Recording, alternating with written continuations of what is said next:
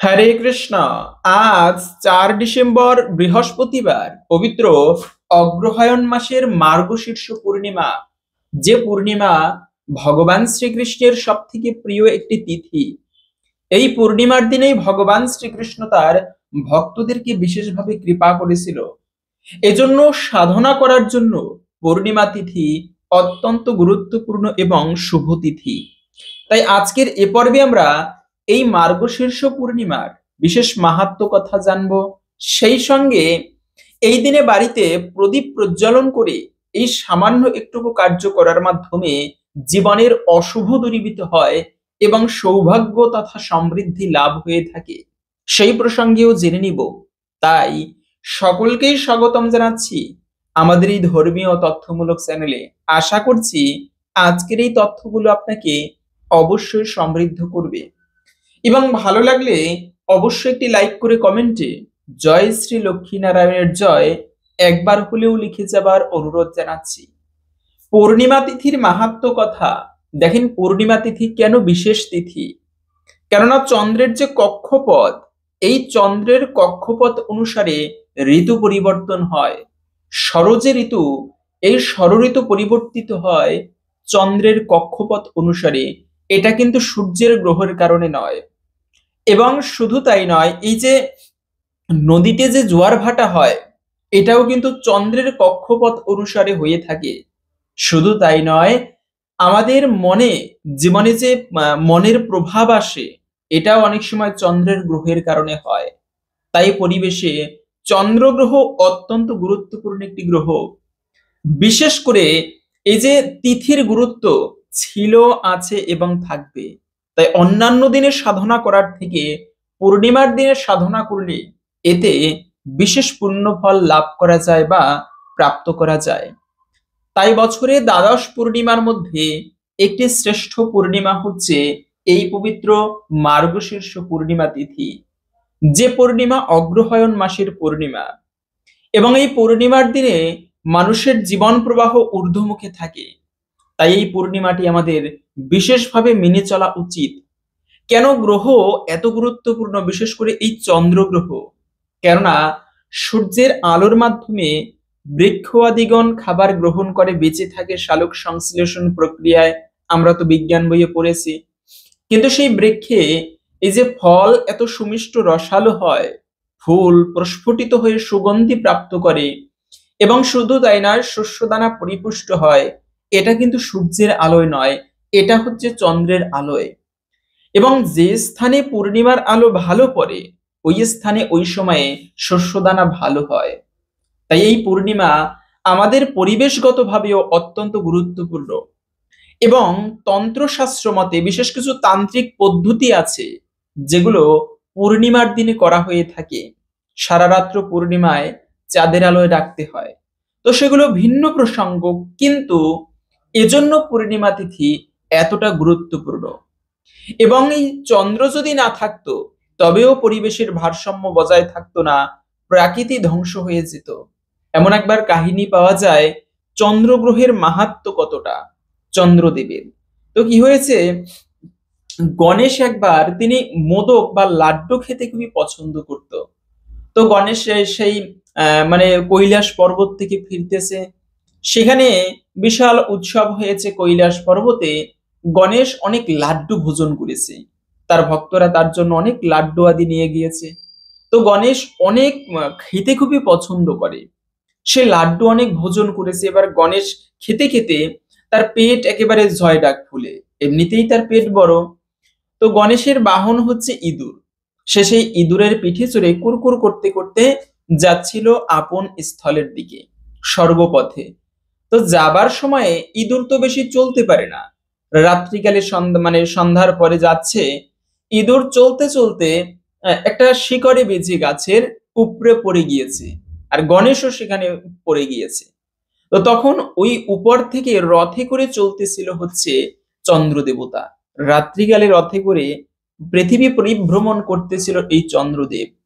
এই কাহিনী চন্দ্রদেব তিনি দর্শন করেছে। দর্শন করে এই যে অবস্থা গণেশের, এটা দেখে হা হা করে মানে হেসে ফেলেছে। আরে গণেশ, তুমি এত মহান দেবতা, তোমার জিহ্বার প্রতি কন্ট্রোল নেই, হ্যাঁ তুমি এত লাড্ডু খেয়েছো এখন পেট ফুলে জয় ঢাক, মানে এরকম ব্যঙ্গ করে সেই চন্দ্রদেব তিনি অট্টহাসি হাসতেছিল। তখন গণেশ এটা সহ্য করতে পারেনি।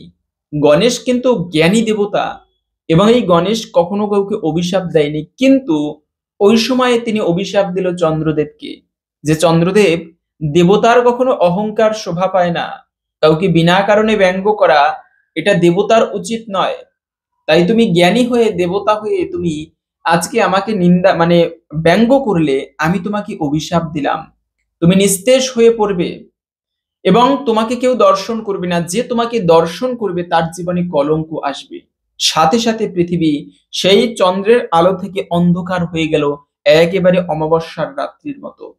এবং চন্দ্র উদয় হচ্ছে না, সমস্ত দেবতারা অবাক, কি হলো আবার, চন্দ্র উদয় হচ্ছে না, পৃথিবীতে আর ঠিকভাবে জোয়ার ভাটা হচ্ছে না, ঋতু ঠিকভাবে পরিবর্তন হচ্ছে না, জগতের ভারসাম্য ঠিকভাবে নেই।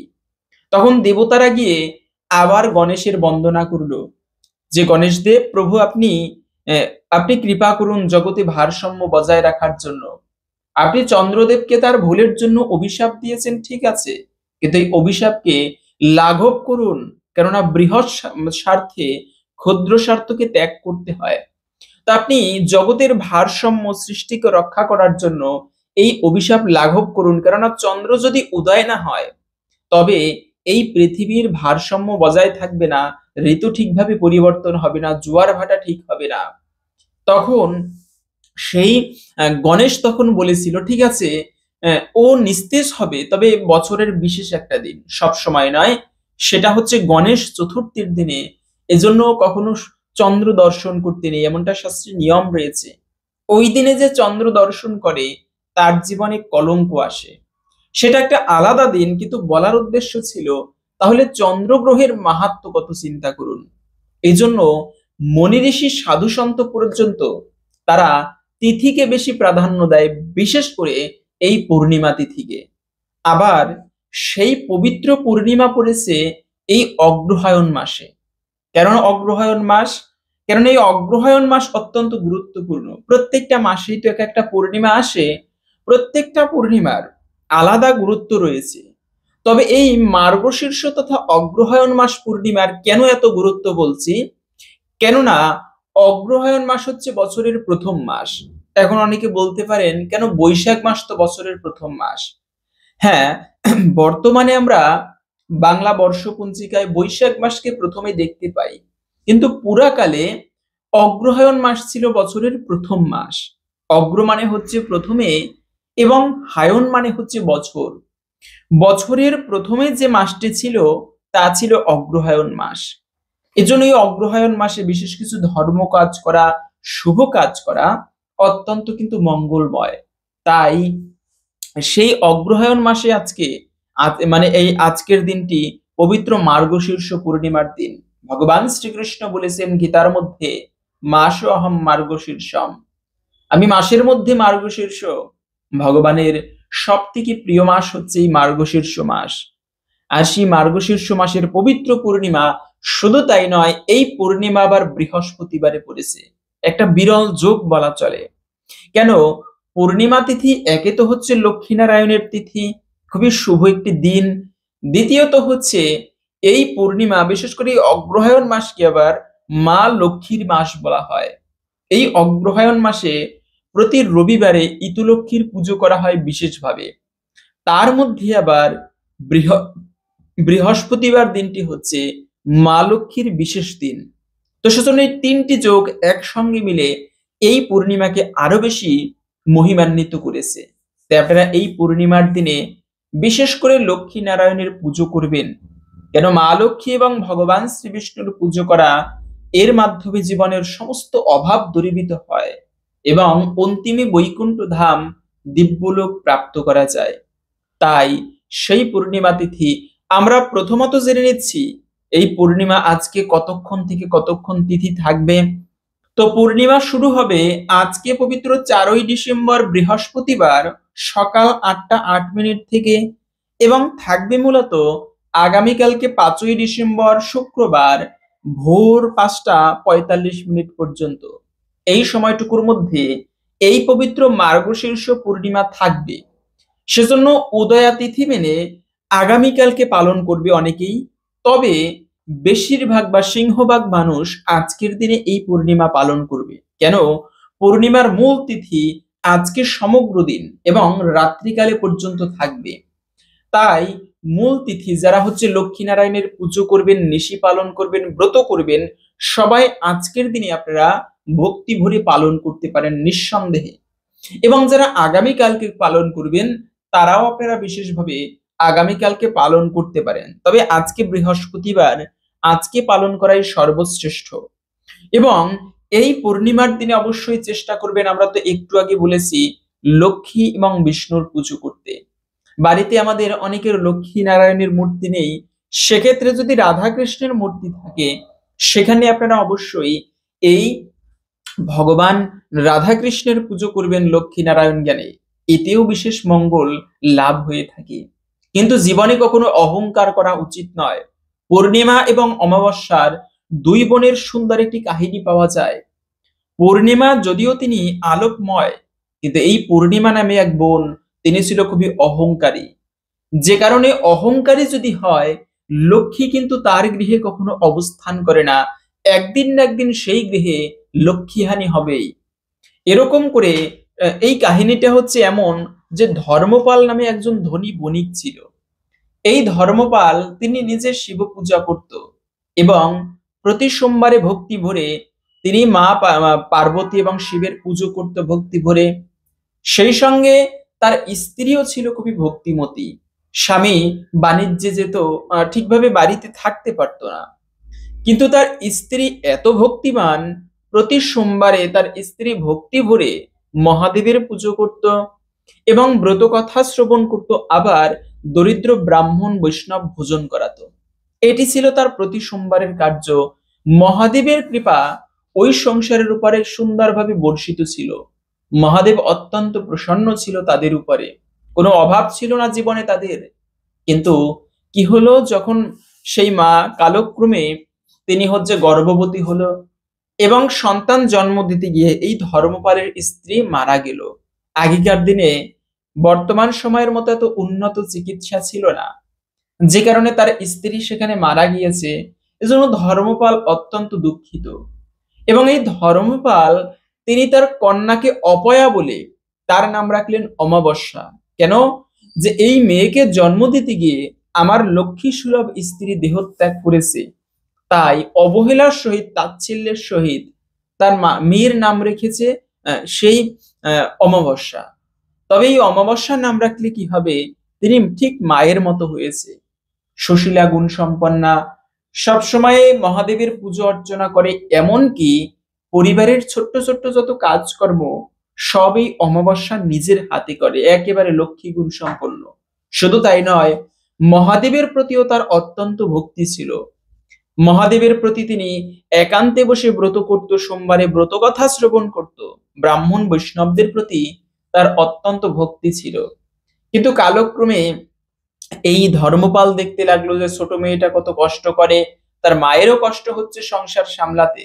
এই চিন্তা করে ধর্মপাল আর একটা বিবাহ করলো, কিন্তু প্রথম বিবাহের মতো তো আর নয়। সেই ধর্মপালের দ্বিতীয় স্ত্রী ছিল সম্পূর্ণ বিপরীত। এই স্ত্রী ঠিকভাবে তিনি স্বামীকে পর্যন্ত সম্মান করতো না, না করতো মহাদেবের ভক্তি। এবং শুধু তাই নয়, তিনি ছিল প্রচন্ড অহংকারী। ছোট্ট মেয়ে অমাবস্যাকে জীবনে কোনোদিন সহ্য করতে পারতো না। এই স্ত্রী এসে ঘরের ছোট ছোট যত কাজকর্ম তা তো নিজে করে না, বরঞ্চ সেগুলো আরো অমাবস্যাকে দিয়ে করায়। এভাবে করে ছোট্ট মেয়ে অমাবস্যা তার কষ্ট আরো বেড়ে গেল। তার মা কখনো ঠিকভাবে তাকে খেতে পর্যন্ত দেয় না, এই মানে দ্বিতীয় মা। এভাবে করে সংসার চলতে লাগলো। ধর্মপাল সবকিছু দেখে জেনে বুঝেও কিছু বলতে পারে না, কেন? সংসারে অশান্তি হবে, কিছু এখন করার নেই। লক্ষ্মীর মতো স্ত্রী পেয়েছিল, তাকে হারিয়ে এখন অলক্ষ্মীর মতো স্ত্রী সংসারে এসেছে। এভাবে করে ওই ধর্মপালের দ্বিতীয় স্ত্রীর আর একটা মেয়ে হলো, তার নাম রাখা হলো পূর্ণিমা। অমাবস্যা পূর্ণিমা বড় হতে লাগলো। অমাবস্যা হয়েছে তার মেয়ের মতো, আর পূর্ণিমা হয়েছে মানে তার মায়ের মতো, দুজন দুজনেরই মায়ের মতো হয়েছে। এই পূর্ণিমাও কখনো অমাবস্যাকে সহ্য করতে পারতো না। কালক্রমে তারা দুই বোন বড় হলো। এবারে সেই স্ত্রী বলতে লাগলো, দেখো অমাবস্যা তো বড় হয়েছে, এবার ওর বিয়ে দাও। কিন্তু বিয়ে দেবে ভালো কথা, ও তো শিবের ভক্তি করে, কাজকর্ম ভালো করতে পারে, ওকে একটা সাধারণ ছেলের সাথে বিয়ে দিয়ে দাও। শুনেই ধর্মপাল প্রচন্ড কষ্ট পেল, না না না, এমনটা আমি করতে পারবো না। আরে আমার মেয়ে ও রাজার পুত্রের মতো ছেলের সাথে বিবাহ করবে? অমাবস্যা কত কাজকর্ম করে, কত ভালো একটা মেয়ে, ওকে আমি গরিবের সাথে বিবাহ দিব না। কিন্তু ওর মা এমন ভাবে ধরলো যে তুমি যদি বিবাহ না দাও গরিবের সাথে, তবে আমি সংসার ছেড়ে চলে যাব। সংসার টিকিয়ে রাখার জন্য ধর্মপাল পাশের গ্রামের একটা বিকলাঙ্গ ছেলের সাথে বিবাহ দিল। তো ঠিক আছে, একই দিনে আবার পূর্ণিমার বিবাহ হলো একটা জমিদারের ছেলের সাথে। তো দুই বোন বিবাহ করার পরে চলে গেল বিদায় নিয়ে বাবার বাড়ি থেকে। এক বোন গেল পালকিতে করে, আর এক বোন সাধারণভাবে তার বিয়ে হলো, গরিব ঘরে ছেলের সাথে বিবাহ হয়েছে। তো ঠিক আছে, এরপরে অমাবস্যার সংসারের সুন্দর এই কাহিনী জেনে আমারও খুবই ভালো লেগেছে। অমাবস্যার সংসারের যে ভার, তা অমাবস্যা নিজে কাজকর্ম করে চালাতো, কেন তার স্বামী তো ঠিকভাবে কাজ করতে পারতো না। আর ওদিকে সেই জমিদারের পুত্রের জমিদারের হচ্ছে পুত্রবধূ হয়েছে, তার তো আর কমতি নেই কোনো কিছুতে। তো এই পূর্ণিমা চালাকি করে অমাবস্যাকে তার ঘরে কাজের জন্য ডাকলো। তো অমাবস্যা তার কাজকর্মের অভাব, তিনি তখন তাই রাজি হলো, যদিও জানে পূর্ণিমার মতিগতি ভালো নয়। এভাবে করে পূর্ণিমার ঘরে কাজ করতে লাগলো, এবং অমাবস্যা সারাদিন কাজকর্ম করার পরে পূর্ণিমা তাদের ঘরের বাসি খাবার অমাবস্যার ঘরে পাঠিয়ে দিত অমাবস্যাকে দিয়ে। এই নিয়ে সেই ছেলে মেয়েদের খাইয়ে বাসি খাবার খেয়ে ওরা বাঁচত। এইভাবে চলছিল অমাবস্যা পূর্ণিমার সংসার। কিন্তু সমস্ত কাজকর্ম করাতো পূর্ণিমা অমাবস্যাকে দিয়ে, বোনের বাড়িতে কাজ করে সংসার বা জীবিকা নির্বাহ করত। একদিন সেই পূর্ণিমার বাড়িতে শিবের পুজো করছিল সোমবারে।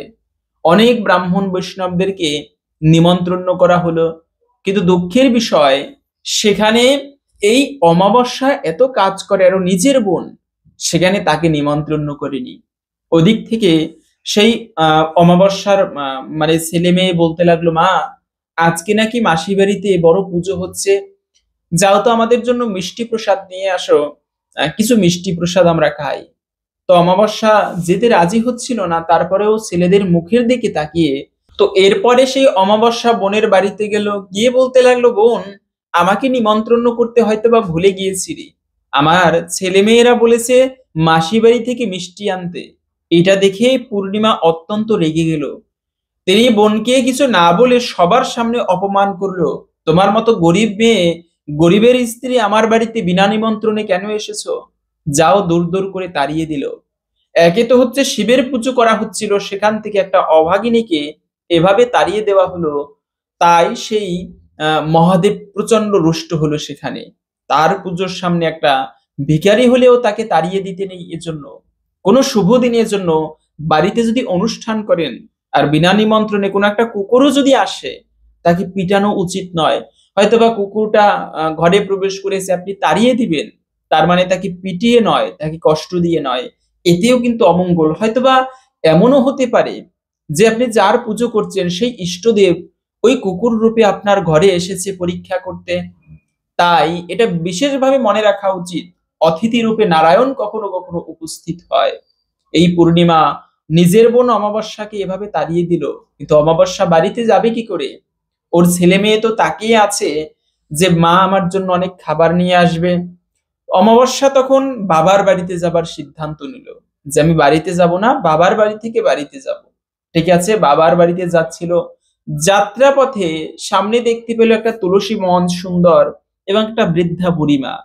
বুড়িমা বলতে লাগলো, মা অনেক পথিক যায়, আমাকে কেউ স্নান করিয়ে দেয় না, আমার এই বৃক্ষটা মরে যাচ্ছে, তুমি একটু এই বৃক্ষটায় জল দিয়ে দিবি।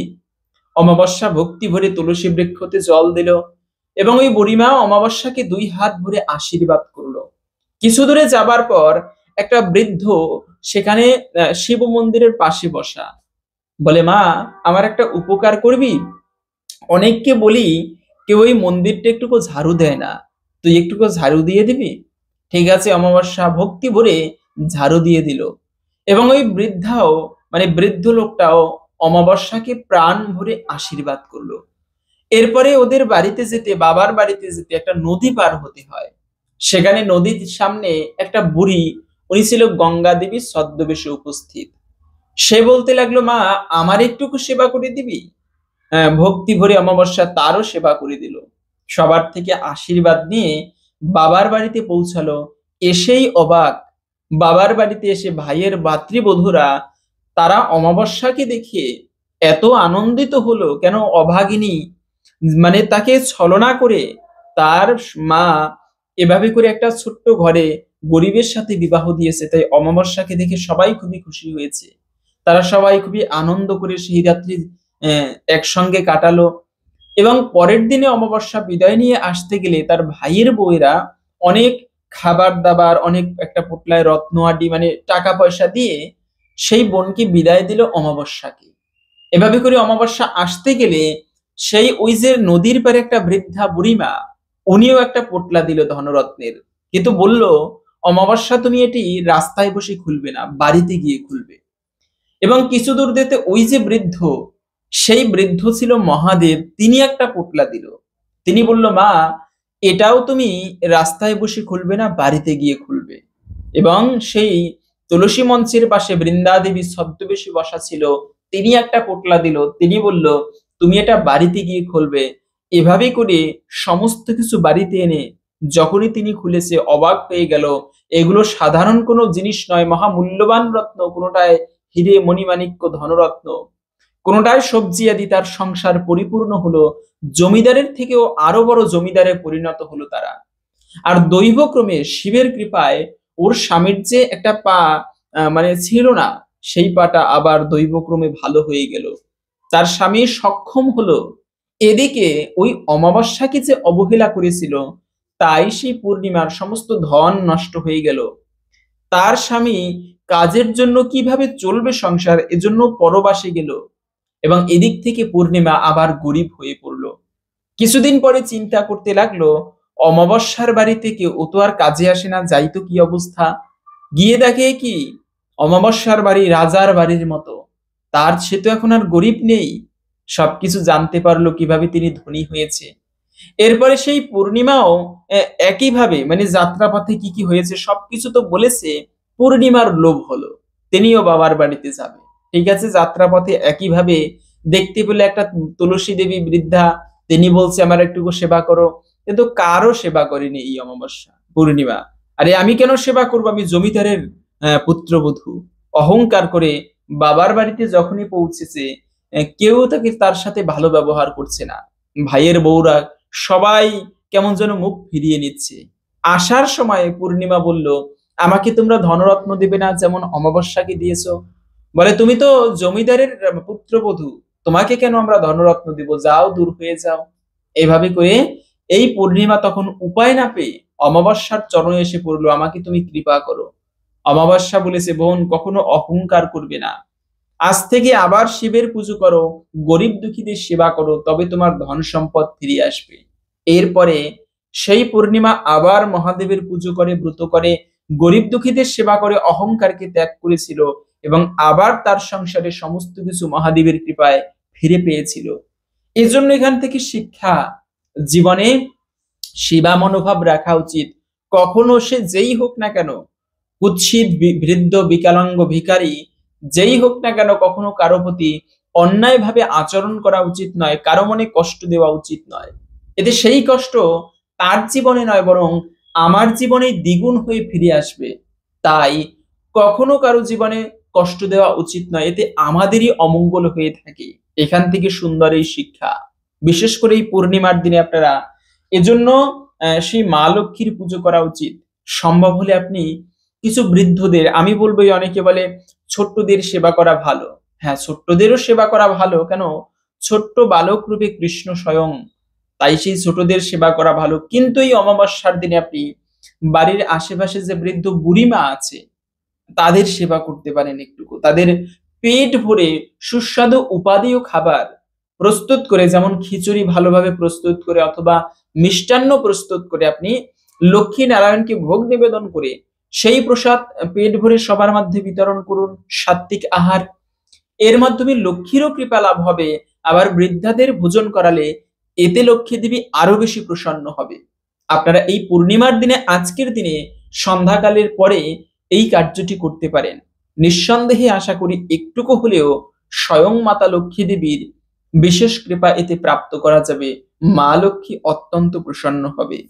দ্বিতীয়ত হচ্ছে, দান করা ভালো, কিন্তু রাজসিক দান এই দিনে বর্জন করা উচিত। রাজসিক দান কিরকম? যেমন এই যে কয়েকদিন আগে গেল গীতা জয়ন্তী, অক্ষয় তৃতীয়ার দিনে। এই অগ্রহায়ণ মাস সব থেকে বেশি মাহাত্ম্যপূর্ণ এজন্যই, কেননা এই মাসেই মহাভারতের যুদ্ধ সংগঠিত হয়েছিল। 18 দিন সেই যুদ্ধ ছিল, যার প্রথম দিনে ভগবান শ্রীকৃষ্ণ অষ্টাদশ অধ্যায়ের শ্রীমদ্ ভগবদ গীতার জ্ঞান প্রদান করেছে, যার প্রথম 6 অধ্যায়কে বলা হয় কর্মশতক এবং দ্বিতীয় 6 অধ্যায়কে বলা হয় জ্ঞান শতক। আবার তৃতীয় যে 6 অধ্যায় তাকে বলা হয় ভক্তি শতক। মূল এই 18 অধ্যায়। যেমন কর্ম ছাড়া জীবন চলে না, ওই যে আমরা বলি কর্মই ধর্ম, কথা ঠিক, কর্ম ছাড়া জীবন চলে না, কর্মটাই ধর্ম। কিন্তু কোন কর্ম? আমরা যে কর্ম করি এটা প্রকৃত কর্ম নয়। কেন?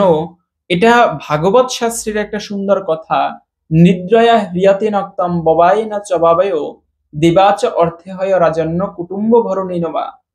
যে সারাদিন তোমার কঠোর পরিশ্রম করো গাধার মতো, আবার রাত্রিকালে স্ত্রী পরিজন নিয়ে সুখে থাকো, এটা প্রকৃত জীবন নয়, প্রকৃত কর্ম নয়। একমাত্র প্রকৃত কর্ম সেটাই যেটা কৃষ্ণের সন্তুষ্টি বিধানের জন্য হয়, ভগবানের সন্তুষ্টি বিধানের জন্য হয়। তো এই জন্য মূলত কর্মই ধর্ম, তবে সেটা যথার্থ কর্ম। এবং এই কর্ম করতে গেলে জ্ঞানের আবশ্যক। এখন আমি একটা কর্ম করলাম, আমি জানি না এই কর্মটা আমার জন্য মঙ্গল নাকি অমঙ্গলে, কিন্তু যখন জ্ঞান থাকে ব্যক্তি বুঝতে পারে, বাবা বলে দেয় বাবা এরকম করো না, এটা তোমার জন্য খারাপ বা ক্ষতিকর, তখন ওই জ্ঞান থাকে, এই জন্য বুঝতে পারে। তাই এই কর্ম শতকের পরে আসে জ্ঞান শতক। এবং জ্ঞান থাকলেই হবে না, মন্ত্রতন্ত্র পাঠ করতে লাগলাম, অনেক জ্ঞান আমার, ওম অজ্ঞান অতিমিরন্ধস্য জ্ঞান অঞ্জন শলাকয়া, কিন্তু সেখানে জানতে হবে ভক্তির মাধ্যমে, হে গুরুদেব তুমি আমার এই অজ্ঞান রূপী অন্ধকার থেকে আমাকে উদ্ধার করো। ভক্তি নিয়ে, একটা পরিপূর্ণ দিব্য শ্রদ্ধা নিয়ে তারপরে যে কর্ম করা হয় ভগবানের সন্তুষ্টি বিধানের জন্য, সেটা হচ্ছে প্রকৃত কর্ম। তো মূলত এই ভগবদ গীতার দিব্য জ্ঞান ভগবান শ্রীকৃষ্ণ এই অগ্রহায়ণ মাসে প্রদান করেছিলেন। এজন্য মাসের মধ্যে অগ্রহায়ণ মাস সর্বশ্রেষ্ঠ মাস।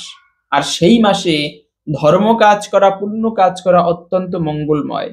এবং এই গীতার মধ্যে বলেছে, যেটা বলার উদ্দেশ্য ছিল, গীতার মধ্যে এই যে আমরা দান করি, দানকেও বা প্রত্যেকটা কর্মকে 3 ভাগে ভাগ করা হয়েছে। এক হচ্ছে সাত্ত্বিক, রাজসিক এবং তামসিক। যারা হচ্ছে সাত্ত্বিক ভাবে জীবন যাপন করে, যেমন দেখবেন মিথ্যা কথা বলে না, হয়তোবা সে ঠাকুরের পুজো করে না, কিন্তু দেখবেন মিথ্যা কথা বলে না, সৎ পথে চলে, সাত্ত্বিক আহার গ্রহণ করে, এরা হচ্ছে জীবনে মৃত্যুর পরে স্বর্গবাসী হয়। আবার কিছু কিছু ব্যক্তি আছে রাজসিক, রাগ কাম ক্রোধ, কিন্তু অপরের উপকার করে, অহংকারের সহিত দান করার পরে আমি দান করেছি, সেবা করে ঠিক আছে, কিন্তু তার অহংকার আছে। এই সমস্ত ব্যক্তিরা মৃত্যুর পরে আবার এই পৃথিবীতে জন্মগ্রহণ করে। আর এক ধরনের ব্যক্তি আছে যারা হচ্ছে তামসিক ভাবে জীবন যাপন করে, নেশা করতে পছন্দ করে, মদ গাঁজা, খারাপ স্ত্রী সঙ্গ, এরা হচ্ছে তামসিক জগতের। এই ধরনের ব্যক্তিগণ মৃত্যুর পরে একেবারে নরকে গমন করে। এজন্য গীতার কথা, ঊর্ধ্বম গচ্ছন্তি সত্যস্থা মধ্যে তিষ্ঠন্তি রাজস্যা জঘন্য গুণ বৃত্তিস্থা অধগচ্ছন্তি তামস্যা।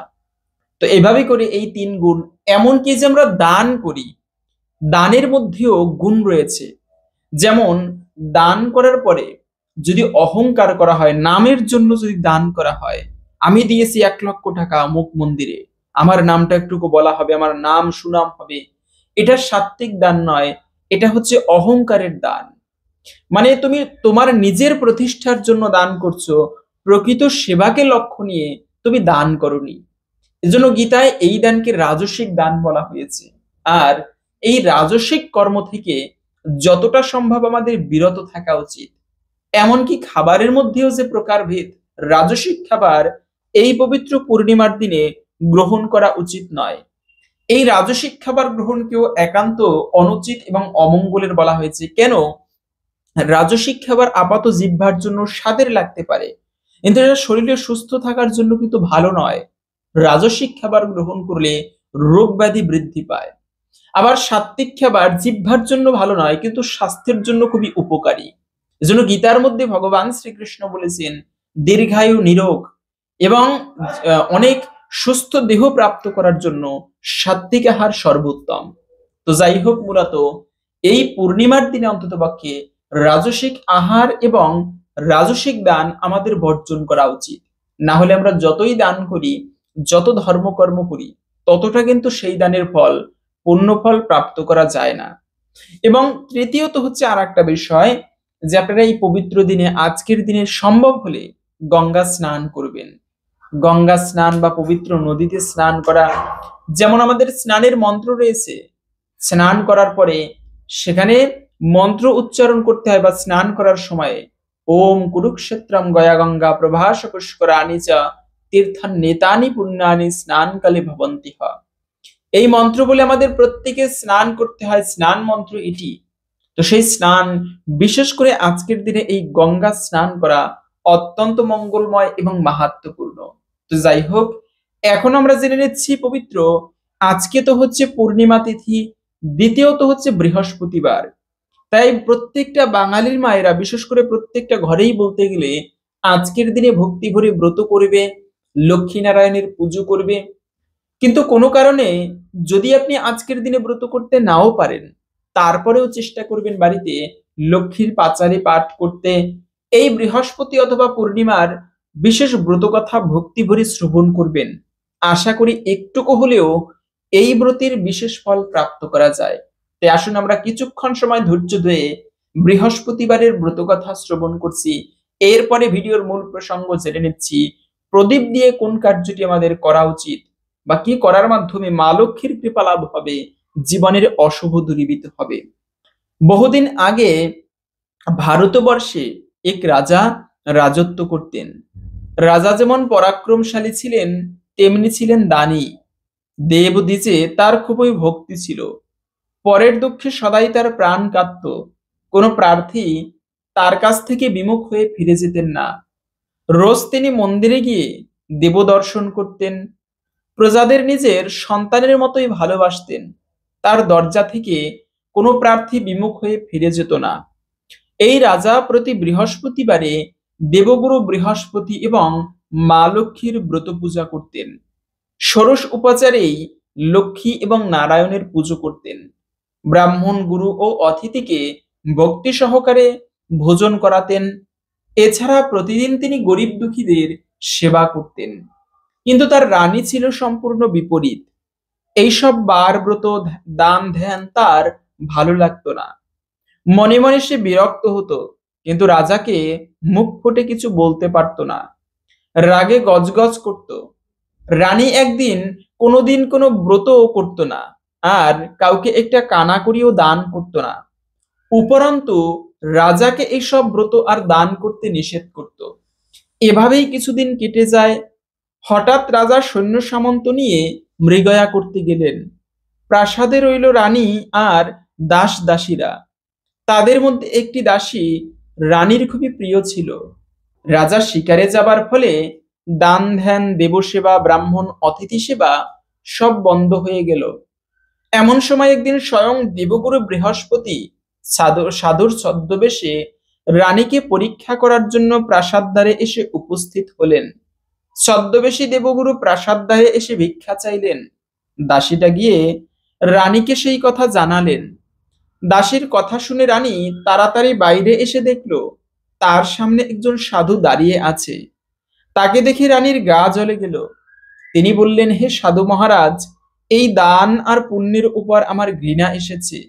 আমি অন্তঃপুরের কাজই শেষ করতে পারিনি, আর দান ধ্যান করতে করতে আমার স্বামী এতই ব্যস্ত থাকেন যে আমার সঙ্গে বসে 2 ঘন্টা কথা বলারও সময় হয় না। সব সময় একজন না একজন প্রার্থী এসে দরজায় দাঁড়িয়ে থাকে। ছদ্মবেশী সাধু বললেন, এটা তো খুবই আনন্দের কথা রানীমা, রাজা তো মহা পুণ্যের কাজ করছেন, সহধর্মিণী হিসেবে তুমিও তো এই পুণ্যের অংশ পাবে। সাধুর কথা শুনে রানী বললেন, না না, আমার পুণ্যের দরকার নেই, আপনি কি আমার একটা উপকার করতে পারবেন? সাধু বললেন, বলুন কি চাই আপনার। রানী বললেন, আপনি আমার উপর কৃপা করে এমন ব্যবস্থা করে দিন যাতে এই ধনৈশ্বর্য সব নষ্ট হয়ে যায় আর আমি আরামে থাকতে পারি। রানীর কথা শুনে সাধু আশ্চর্য হয়ে বললেন, হে দেবী, আপনি তো দেখছি বিচিত্র রকমের মানুষ, ধনৈশ্বর্য এবং সন্তানের জন্য কেউ কি দুঃখী হয়? সবাই তো ধনৈশ্বর্য আর সন্তান কামনা করে। যে ব্যক্তি মহাপাপী সেও ধনপুত্র পাবার ইচ্ছা করে থাকে। তাছাড়া যদি আপনার কাছে ধনৈশ্বর্য বেশি থাকে তাহলে আপনি ক্ষুধার্ত মানুষদের তৃপ্তি সহকারে ভোজন করান, বস্ত্রহীনকে বস্ত্র, ক্ষুধার্তকে অন্ন, নির্ধনকে ধন দান করুন, ধর্মশালা তৈরি করে দিন, পুকুর, পুষ্করিণী, সরোবর, কুয়া, বাগান নির্মাণ করে দিন, গরিব লোকের অবিবাহিত কন্যার বিবাহ দিন এবং নানা প্রকার যাগ যজ্ঞাদি করান। এইসব কাজের ফলে আপনার বংশ উজ্জ্বল হবে এবং পরলোকে স্বর্গগতি লাভ করবেন। রানী কিন্তু সাধুর কথায় খুশি হলেন না। সে বলল, সন্ন্যাসী ঠাকুর, আমার এরকম অর্থের প্রয়োজন নেই, কারণ যে ধনৈশ্বর্য আমাকে দান করতে হবে, আমাকে শুধু নাড়াচাড়া করতে হবে আর রক্ষা করতে হবে, সেরকম অর্থে কি প্রয়োজন? সন্ন্যাসী বললেন, মহারানী, আপনার যদি প্রকৃতই সেই ইচ্ছা হয় তাহলে তাই হবে। আমি বলে যাচ্ছি আপনাকে যেসব কথা, তা আপনি পালন করবেন, তাহলে আপনার মনোবাঞ্ছা পূর্ণ হবে। সাধুর কথা শুনে রানী আনন্দিত হয়ে বললেন, বলুন সন্ন্যাসী, কি করলে আমার ধনৈশ্বর্য নষ্ট হয়ে যাবে? সন্ন্যাসী বললেন, মহারানী, বৃহস্পতিবারে ঘরে গোবর লিপ্ত করবেন, মাথায় উকুনাদি পরিষ্কার করবেন, মাথা ঘষবেন, ঠিক সময়ে স্নান না করে বাসি কাপড়ে থাকবেন, রাজাকে ক্ষৌর কার্য করতে বলবেন, মাছ, মাংস, মাদক দ্রব্য আহার করবেন, ধোপাকে কাপড় কাচতে দেবেন। এইভাবে ৭ বৃহস্পতিবার করলেই আপনার সমস্ত ধনৈশ্বর্য নষ্ট হয়ে যাবে। এই কথা বলে ছদ্মবেশী সাধু বৃহস্পতিদের দেবের প্রাসাদদ্বার থেকে অন্তর্ধান হয়ে গেলেন। এদিকে রানী সাধুর কথা মতো বৃহস্পতিবারে সব নিষিদ্ধ কাজগুলি করতে শুরু করে দিল।